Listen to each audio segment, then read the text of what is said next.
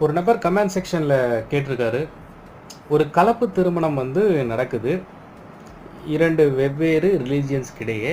அந்த கலப்பு திருமணம் வந்து பார்த்தீங்கன்னா, முறைப்படியான பெற்றோர்கள் சம்மதம் இல்லாத ஒரு மேரேஜா இருக்கு.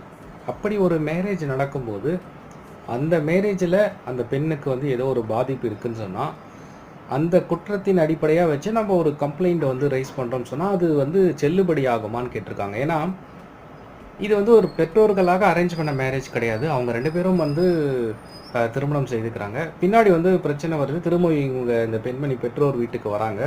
அப்போ வந்து கம்ப்ளைண்ட்ட ரைஸ் பண்றாங்க. அப்போ கோர்ட்ல வந்து இது வந்து இல்லீகல் மேரேஜ் கம்ப்ளைண்ட்ட வந்து ஏற்றுக்கொள்ள முடியாது அப்படின்னு வருமா? இல்ல என்ன மாதிரியான இதற்கு வந்து ஐடியா குடுங்கன்ற மாரி கேட்டிருக்கீங்க.